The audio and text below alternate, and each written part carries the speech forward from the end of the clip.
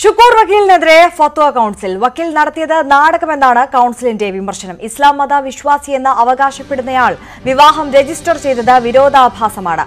വക്കീലിന്റെ നീക്കങ്ങളെ വിശ്വാസികൾ പ്രതിരോധിക്കുമെന്നും കൗൺസിൽ പുറത്തിറക്കിയ കുറിപ്പിൽ പറയുന്നു. എന്നാൽ താൻ ആക്രമിക്കപ്പെട്ടാൽ ഉത്തരവാദിത്വം പ്രതിരോധിക്കാൻ ആഹ്വാനം നടത്തിയവർക്കായിരിക്കുമെന്ന് ഷുക്കൂർ വക്കീൽ പ്രതികരിച്ചു. കെ വി ബൈജു വിവരങ്ങളുമായി ചേരുകയാണ്.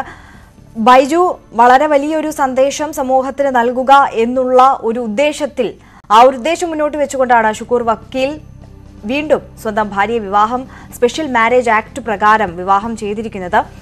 ഇപ്പോൾ പക്ഷേ വിവാദങ്ങൾ ഉയർന്നു വരുന്നു. സംഭവത്തിൽ എന്തൊക്കെയാണ് വിശദാംശങ്ങൾ? തീർച്ചയായും ഇന്ന്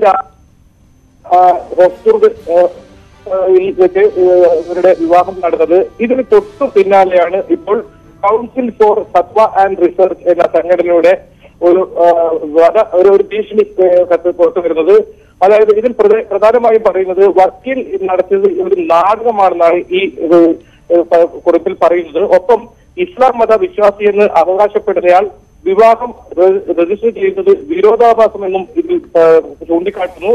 സങ്കുചിത ചിന്തയാണ് വക്കീലിനെ നയിക്കുന്നതെന്നും വക്കീലിന്റെ നീക്കങ്ങളെ വിശ്വാസികൾ പ്രതിരോധിക്കണമെന്നുമാണ് ഈ കൗൺസിലിന്റെ കുറിപ്പിലൂടെ പറയുന്നത്. എന്തായാലും ഇതിൽ വക്കീൽ പ്രതികരണമായി രംഗത്തെത്തിയിട്ടുണ്ട്. ഏതെങ്കിലും തരത്തിൽ താൻ ആക്രമിക്കപ്പെട്ടാൽ അതിന്റെ ഉത്തരവാദിത്വം ഈ പ്രതിരോധിക്കാൻ ആഹ്വാനം നടത്തിയവർക്കായിരിക്കുമെന്നാണ് ഇപ്പോൾ ഷുക്കൂർ നമ്മോട് പറഞ്ഞത്. എന്തായാലും മതനിയമങ്ങളെയൊന്നും താൻ അവഹേളിക്കുകയോ അതുപോലെ തന്നെ വിശ്വാസിയുടെ ആത്മവീര്യം തളർത്തുകയോ ചെയ്തിട്ടില്ലെന്നും പറയുന്നു.